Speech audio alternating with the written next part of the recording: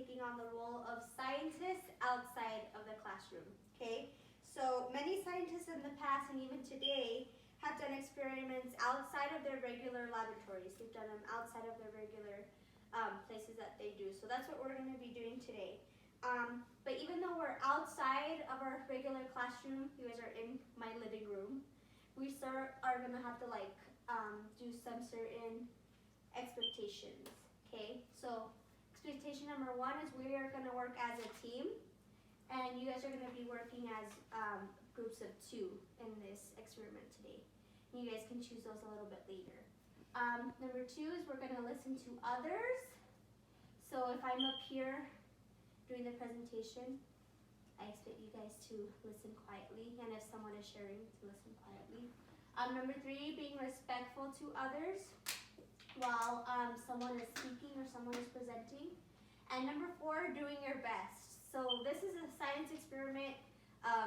Do science experiments always go right for all the scientists?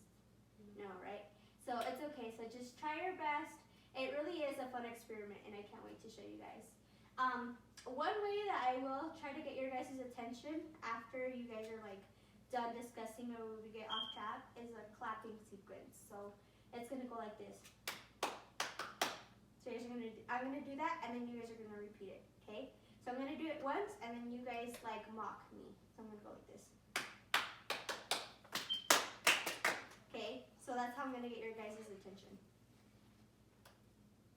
Okay, so science really revolves all around us.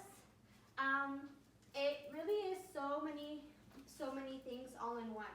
So what types of sciences do you guys see here? What kind of different sciences do you guys see there? Earth science.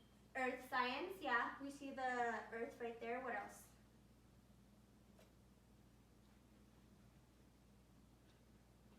Science. What other kinds of sciences? There's this one. Does anybody know? Yes. DNA. DNA, yeah, DNA. So biology. We see biology science. What else? Rocket science. Rocket science, yeah. So astrology would be like the about like the space and stuff. So what else? What else do you guys see? Chemical science. Yeah, chemistry. So chemistry, good. Anything else you guys see there? The system. The earth, yeah. So what would you say, the system? Yes. The system of what? The body. Okay, the system of the body, yeah, so our health, right? So our health, like medicine. Medicine is a big science, okay? So good, that's good. Okay, so now I have 2 other pictures, and these are 2 types of sciences, okay?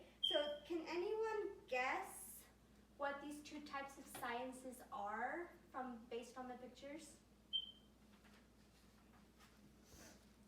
It's a little tricky because there are 2 different types.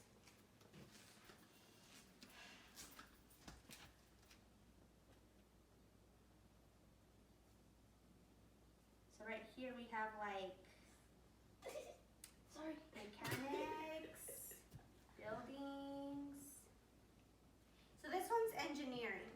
So the first one we're going to be talking about is engineering, okay? So engineering, and then this one over here is a little bit more tricky, but have you guys ever seen that one before? Might know what that one is? Yeah. Calculus. Close. It deals with calculations. It deals with a lot of calculations, but it's not necessarily calculus. So this next one is physics, okay? So we're going to be dealing with engineering and physics. Those are the 2 topics we're going to be doing today. So engineering and physics, engineering is basically science and technology that has to do with design, building, and the use of engines, machines, or structures, okay? So we could look back at this picture. Here's our structure. Here is a plan for design, and then some technology is incorporated in with that. Okay, and then with physics, it's another branch of science that has to do with the properties of matter and energy.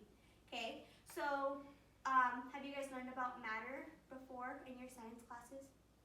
Yeah, right? So matter is basically everything around us, right? Everything has matter, everything has mass, okay? So that's basically what we're gonna be doing today. The subject of matter comes from the mechanics, heat, light, radiation, sound, electricity, magnetism, and the structure of atoms, but we're gonna be focusing on the mechanics of physics today. So can anyone think of a real life situation where we can see engineering, like out in the real world? Paisley? Construction working? Yeah, very good. So construction. So yeah, a lot of people go into construction. That's basically like engineering. So they are designing, building, and using machines to build this structure over here, this bridge. How about physics though? How can we see physics out in the real world? Melanie?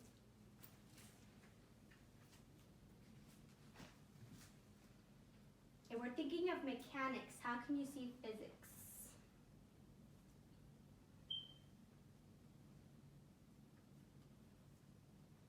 Paisley? Gravity?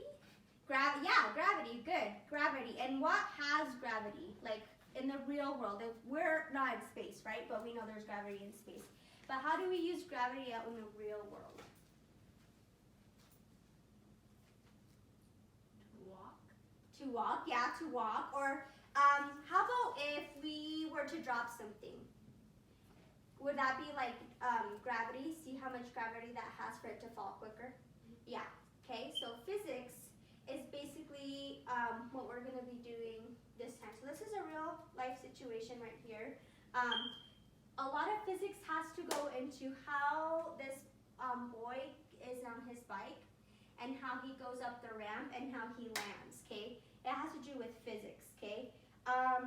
We need to know how fast he went on that bike and how slow he went on the bike to see how he's gonna land, right? Because he could land either safely or he could fall flat on his face, right? So we're gonna do engineering and physics. Okay, does anyone know who this might be? Picture a really old guy. Yeah. Didn't he experiment with the apples falling from the tree? Yeah, he did. Yeah, so he is Isaac Newton, okay? So this is Isaac Newton. He was an English physicist, so he studied physics. He was really famous for his studies on motion and gravitational force during the 17th century. So like Paisley said, he used to tell stories about an apple falling from a tree and how that had to do with motion. So how the apple fell from the tree and how it fell onto the ground using force. So that's a story that he would tell. So from that story, he created 3 different laws of motion. So 3 reasons why things move the way they do. Okay, so we're gonna watch a YouTube video, and we're only gonna watch 5 minutes of it, but it's gonna explain to you guys. How are we gonna win this these 3 thing, laws boys? of motion. No, it's a rhetorical question. We've been talking a lot about net force is equal to mass times acceleration, or as an equation, F net equals ma. It's important to Where is it? Okay, so right here, like Paisley said on that picture, it showed a calculator, and then it had some like calculations. So this is what in Newton's second law, what they use to calculate how fast something goes with its net force. So right here, this is what the F is. The N stands for net, so this altogether is net force equal to mass times acceleration. So they have to put all those things in that equation to see how it's going to go into motion. an equation, F net equals ma. It's important to remember that we're talking about net force here.